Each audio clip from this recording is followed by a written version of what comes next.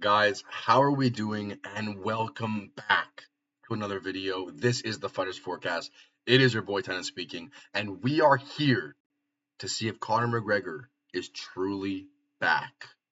We are here to break down UFC 329, Conor McGregor versus Max Holloway. This is one of the craziest cards you are ever going to see this year, in my opinion. Never thought Conor McGregor would come back after that brutal, gruesome leg injury against Dante 5 years ago. Who's our sponsor today? What is this? Curtain Root. Get the fuck out of here. Anyways, guys, nobody ever thought Conor McGregor would be back. We got jump scared 2 years ago against Michael Chandler. Apparently he was coming back. He was doing all the antics. He was tweeting on Twitter. He was doing this, that. He pulled out with some bullshit fucking toe injury.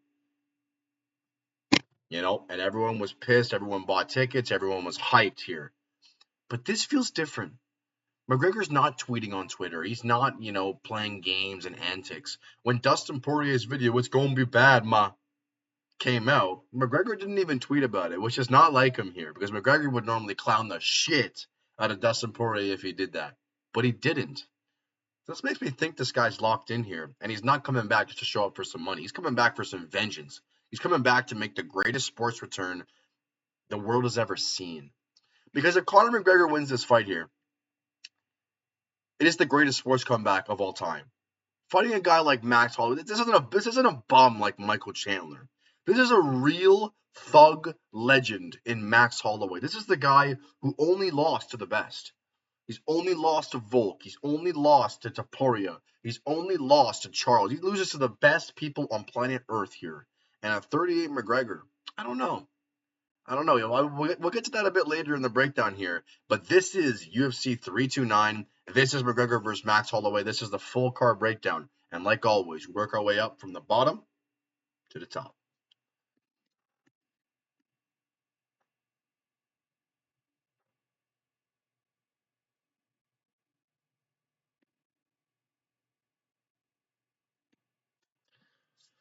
Okay, a little bit laggy, I guess because my computer's almost dead. But anyways, first fight of the night, guys. It is Cody Durden, and stepping in on short notice is Alessandro Costa here. Cody Durden just had a good performance at 135 bantamweight against another fellow foe in Rafael Filo. Cody Durden looked pretty good in that matchup. He didn't look too sunken in. It didn't look like his chin was that, weird. His cardio looked okay. His wrestling looked good. Cody Durden looked good in that matchup, man. That was one of the biggest underdogs on that card, if I'm not mistaken, against Rafael Filo. I think Filo was minus 500. Cody Durden looked good here, but he's cutting back down to 125 here. And at 125, Cody Durden's chin and his cardio is not great. Cody Durden relies on his pressure wrestling here, and it's against a guy like Alessandro Costa, who's 5'4", a very small and compact dude. He's very hard to throw around and wrestle to get on the ground. He's very good in scrambles as well. Alessandro Costa, has fantastic boxing, some of the best boxing in the 125 division once you get outside the top 10. That is Alessandro Costa. His boxing is phenomenal here. That nice body shot KO to Stuart Nickel, just KO'd Matt Schnell. This guy is a monster. You know what I mean? He's one of my favorite fighters in the 125 division. He's all action. He's no breaks. The guy is like that, man. Alessandro Costa here should knock out Cody Durden. If he can stuff the takedowns of Durden and make him tired and make him strike on the feet, chop away the legs, get him in on the clinch and get his elbows going here, Alessandro Costa should win this matchup. He is the pick. I am pretty confident in him to win this matchup here, and I'm going to go Alessandro Costa by knockout. Next fight, we got Ryan Gondra against Zach Reese. This is a car crash, ladies and gentlemen. Ryan Gondra, I found this guy on the Contender Series. And, I didn't put him in my prospect list because he's just not that amazing. He's not that complete everywhere, but he's good. And he's good enough to get through Zach Reese here. Ryan Gondra opened at minus 240, I believe. And the odds have went down to minus 130. And I don't get it here. Ryan Gondra hits harder. Ryan Gondra has better striking offense, and he has better striking defense. They have similar wrestling, and Zach Reese has the better jiu-jitsu. But Zachary Reese can be a jiu-jitsu nerd. You know what I mean? The guy can lay on his back and try and throw up triangles. It's how we got powerbombed by Cody Brundage here. So I don't understand why this line is going lower and lower. I think Ryan Gandra knocks this guy out in the first or second round. I'm very confused here. I think Ryan Gandra is a really good pick here. I'm pretty confident in him at medium level confidence. I'm going to go Ryan Gandra by KO. I don't understand why this line is coming down like this. Next, we have Farid Basharat against the short notice opponent in John Garza. This was supposed to be Farid Basharat against Ethan Ewing, but Ethan Ewing pulled out. John Garza comes in. We all know who Farid Basharat is. Farid Basharat is a decision merchant, just like his brother Javid, but he's better than his brother Javid. You know what I mean? Farid Basharat, the guy has good control. He's got good scrambles, nice jiu-jitsu and wrestling, decent striking here, but he is not the better striker in this matchup. John Garza is the much better striker in this matchup. He has way better boxing. He's got good kicks as well. But John Garza is kind of useless on the ground here, which gives it an absolute clear path to victory to Farid Basharat. But something you have to look at here is Javid Basharat got cut after a win. You know what I mean? Because he's boring. So Javid Basharat comes out here and 30-27s this guy, which he probably will, just by laying on top of him and transitioning into wrestling exchanges and, doesn't get a finish here. Farid Basharat could be cut as well. A guy that's not on USC level like John Garza, he's a very, very young and green kid in this space here. If Farid Basharat cannot find a finish, he could be cut. And, I don't know if I'd like to take this match on Farid Basharat unless I'm going in there trying to finish this fight. Because you're supposed to finish this guy. You're supposed to be levels above. You're supposed to get the submission on this guy. And if he doesn't, he could get cut. But just a straight pick here, guys. Farid Basharat should run through this guy either by decision or sub. Next fight, we have a hype train of attendance. It is Damian Pinaz against Cesar Almeida. The hype train is Damian Penis. Everyone calls this guy Damian Penis. He loves to thrust and come forward and throw and get in your face. That is Damian Penis. But, enough of the jokes here. Damian Penis is a massive striker. He is a nasty, nasty 185er. Some of the most ferocious and ridiculous power you will ever watch in the UFC. This guy throws with absolutely 100 intent to try and knock your head off here. He comes from weird angles as well with his punches, so they're not kind of traditional punches here. He comes from his hips. He comes with the wide looping hook shots as well, and has a very clean 1-2 down the middle. Damian Peñas also has the wrestling advantage here in this matchup, which is very big in my opinion here. Because this could be a trap matchup. We all know who Cesar Almeida is. This guy is a glory kickboxer. He has beaten Alex Pereira before.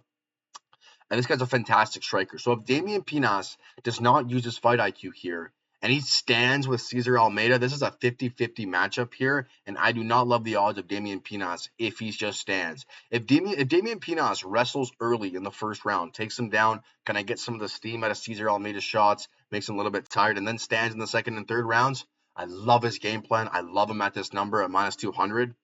But we don't know if this guy's fight IQ is good yet. We don't know if this guy knows, what his opponents are good at, how to, come into the fight, what the game plan is going to be. If Damian Peñas wrestles early here and he strikes later and knocks this guy out, I am full-blown sold on this guy going forward because he has the tools to become a really, really big force in the 185 division. I'm going to pick Damian Peñas. I believe his coaches have told him to wrestle in the first round to take the pop out of Cesar Almeida. And if he does that, I believe he gets a victory done by second or third round KO.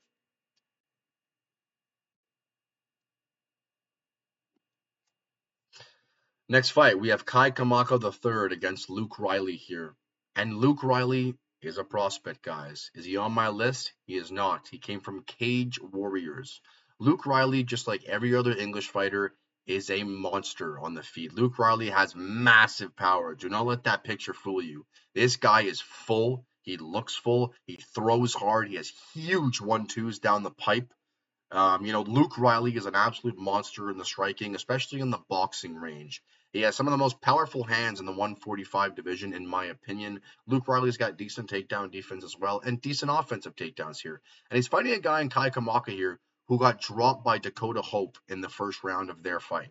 Kai Kamaka is no slouch. He is no bum.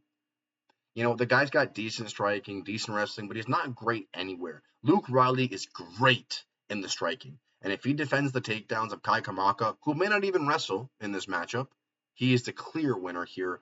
I think Luke Riley has the good enough takedown defense. He is way better in the striking, and I think he knocks out Kai Kamaka III. So give me Luke Riley in this matchup. Next fight, we have the 10th anniversary of Cody Garbrandt's legendary performance against Dominic Cruz, and he's taking on Adrian Yanez here. And Cody Garbrandt, if you look at the topology, it shows that he won against Long Zhao. He did not. Long Zhao got 2 points taken away from him because he kept kneeing Cody Garbrandt in the ball. Garbrandt was not the better fighter. He pretty much lost every round in that fight, and Cody Garbrandt is full-on washed. He's full-on washed here, guys. It's sad to say, you know what I mean? 10 years ago, this guy had one of the greatest performances anybody has ever seen in the UFC. Plain and simple, just like that. And, now he's washed. It is what it is. The last couple of wins are against Brian Kelleher and all these bums. He's fighting Adrian Yanez here, a guy who's not amazing, but a guy who's definitely good enough to beat Cody Garbrandt at this point. In my opinion, Adrian Yanez is the better striker. He has good enough takedown defense to stay on the feet here and just piece Cody Garbrandt up for 3 rounds. Adrian Yanez by decision is my play here. I think he's just better than Garbrandt on the feet at this point in his career, and he can stuff the takedowns if Garbrandt wants to wrestle. Next fight, we got Gable Stevenson against Ellison Ellison. One word. Gable wins.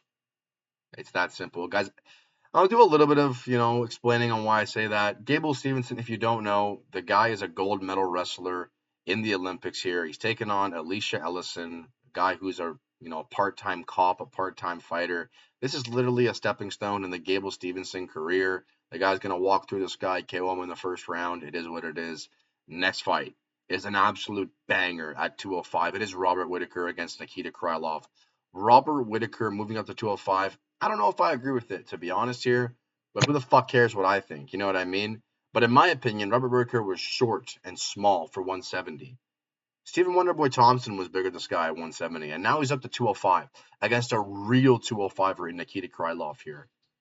This guy is a monster in Nikita Krylov. He's got huge power. He's got good wrestling. He's got good wrestling offense and defense as well. Decent striking here. Bobby is going to be better on the feet. He's going to have the speed advantage here. But nobody's going to know how this fight's going to kind of play out because Bobby's never been at 205 before. You know what I mean? He's never been at this weight before. We don't know how his power, how his speed is going to translate here. But I think I'm just going to slightly lean Robert Whittaker here. He's got the experience edge here. He's fought better competition. I know he's never fought at this point, but I think he can wear Nikita Krylov out. He can just outpoint him here. And I think Robert Whittaker wins this fight by decision. Next fight, we got Bobby King Green against Terrence McKinney. Bobby Green, I love this guy, man. I'm still ashamed I picked against this guy at UFC 300 because he put on an absolute masterclass against Jim Miller, but King Green is an absolute killer, man. He fights with his hands down, begging you to come in and try and take his head out. You know what I mean? But Bobby Green has that nice head movement like that, back and forth. We'll just showboat on you. It's just so fun to watch, man. Bobby Green is an absolute killer. His punches come from weird angles because his hands are so low. So a weird shoveling uppercut like that, another hook like that comes from such weird angles that you can't even see it. And by the time you see it, it's connecting to your face here. And he's fighting Terrence McKinney, an absolute car crash. A guy that either wins inside 2.5 minutes or he gets brutally finished in 2.5 minutes. Terrence McKinney is very fun to watch as well. He comes forward and he tries to take your head off. Terrence McKinney swings with all his might here. He's got great individual skills in wrestling and in striking here, but he's got 2 minutes of cardio. Once the first 2 minutes are up, the guy's dead. He's got no more cardio at all, and he will lose this matchup if King Green extends this fight. And King Green is a vet, man. King Green only has good losses. I know it says 17 losses on there, but King Green only has good losses. I promise you that. King Green's going to extend this fight. He's going to stay on the outside. He's going to try and, evade the strikes of Terrence McKinney early. He's going to piece this guy up late. And I think Bobby Green knocks this guy out in the second round.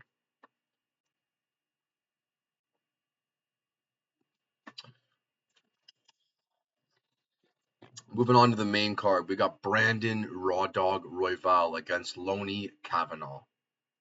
This is one of Tenet's Dana White Contender Series guys in Loney Kavanaugh. This is one of my favorite fighters to watch in the UFC. And yes, I'd like to admit that I picked Brandon Moreno to beat him here because I didn't think Loney Kavanaugh had enough on short notice in a 5-round fight in Mexico to beat Brandon Moreno, but he did. he put on an absolute clinic, a world-class performance against Brandon Moreno here. And he's fighting Raw Dog here. And if you guys know me, Raw Dog was the final leg of my perfect card against Tatsuro Taira. We had him as the massive underdog at plus 320 odds there against Tatsuro Taira. He cashed for us big time, so we love Brandon Royval as well. Brandon Royval is a pressure striker. He loves to just get in your face and just throw. And just try and get in your face, create angles, lots of volume. You know, the guy's not particularly dangerous, but he's just going to rack up the points. He's got nice leg kicks, great boxing combinations. But he's fighting a guy in Loner Kavanaugh here. A guy who could be the fastest flyweight I've ever laid my eyes on.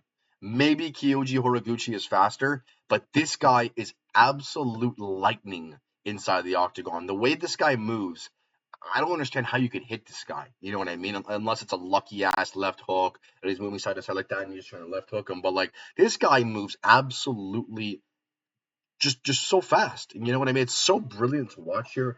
I think Royval took a lot of damage in that Joshua Van fight, in the Manuel Cape fight where he got KO'd here.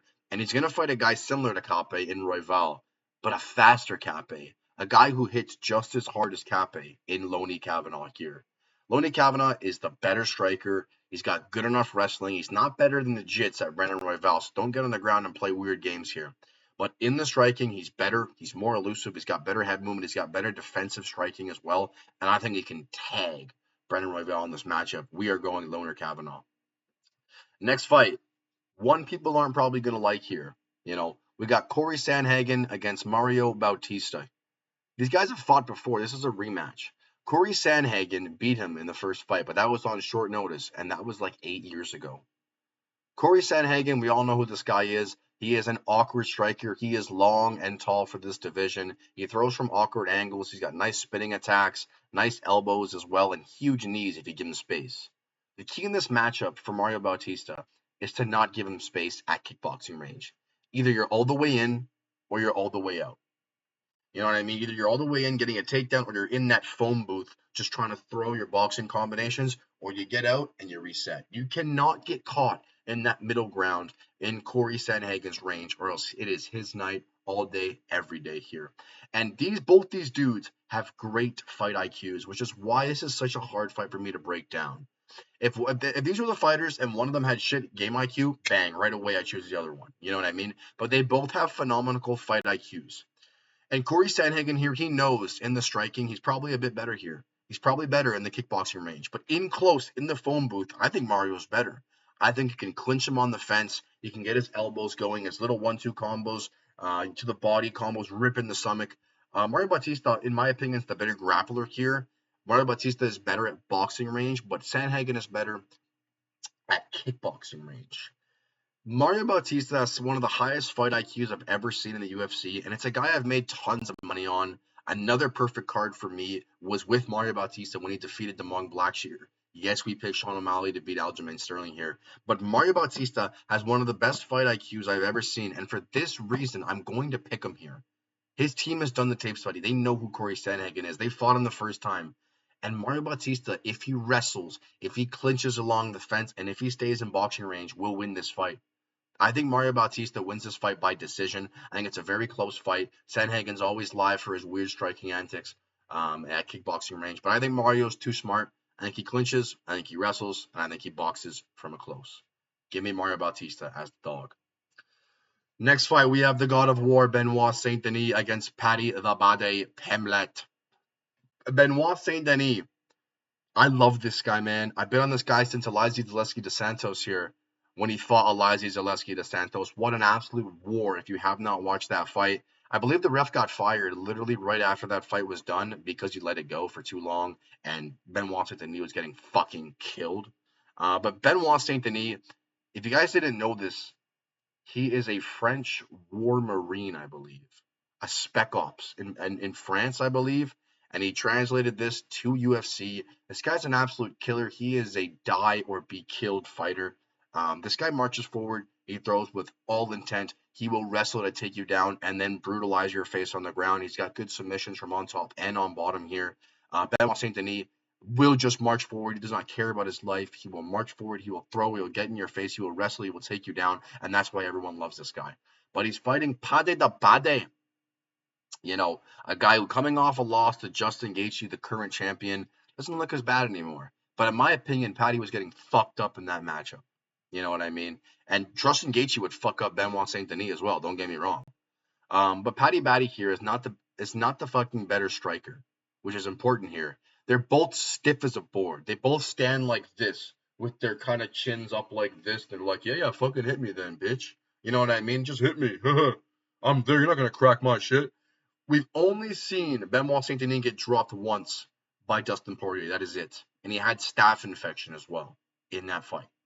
We've never seen Paddy Baddy get dropped and knocked out. We shouldn't get dropped, sorry, but we've never seen him get knocked out.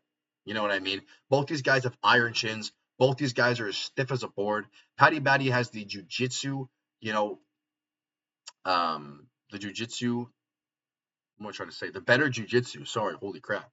But is he the better wrestler here? And in my opinion, he's not. I don't think he is.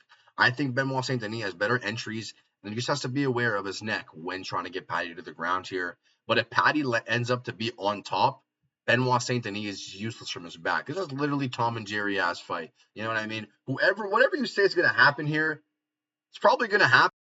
I mean, if you say Paddy's going to win because of this, that, then you're right. If you say Benny's going to win because this, that, you're probably right. The stuff that's going to happen in the fight, I've said. You know, if Paddy gets on top, he's going to fuck him up. But if BSD gets on top, he's going to fuck him up. These are pretty much mirror images of each other, both stiff as a board. I'm going to go with my guy in BSD here. I think the general public is on Paddy, but I'm going to go BSD. And the last fight of the night, it is the main fight. It is Conor McGregor, the return of the Mac. The Mac is back against Max Blessed Holloway.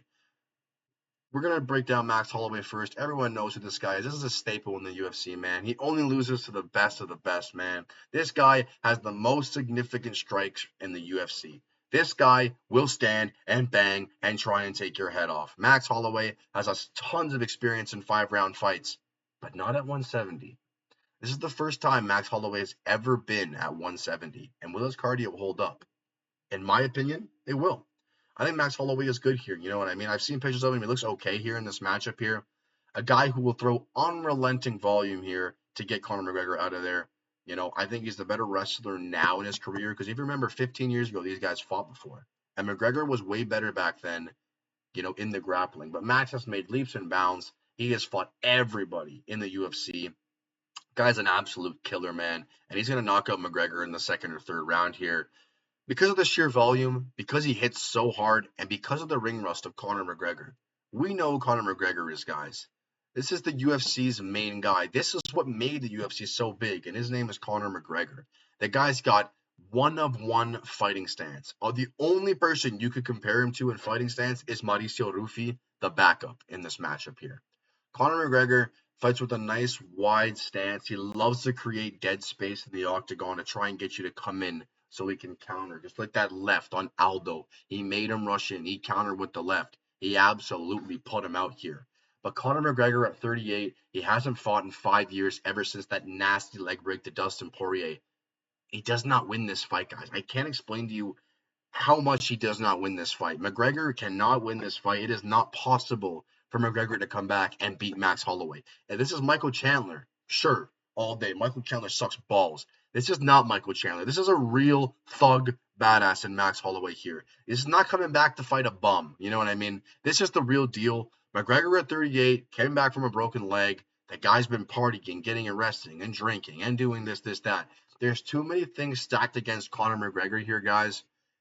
And I'm picking Max Holloway. I think that's one of the most lopsided lines I've ever seen in my life. Max Holloway minus 200 makes zero sense whatsoever. This guy's going to KO him in the second or third round. McGregor only has cardio in the first round.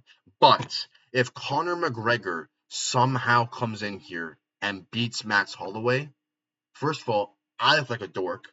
Anyways, that's besides the point. But it is the greatest comeback in sports history if McGregor comes back and beats Max Holloway. I'm going to leave it at that, guys. That is the full card breakdown. I hope you've enjoyed this breakdown here, guys. This is UFC 329. This is the return of the Mac, man. And everyone's going to be looking at this main event, just in awe. Everyone should just be blessed here that this is the main event. Hopefully McGregor shows up to the fight, doesn't pull out because some bullshit pinky toe injury. But this is UFC 329, guys. I hope you enjoyed. Please like and subscribe if you are new, and comment, because you know how the algorithm works. And I'll see you guys in the hammer of the week. Peace.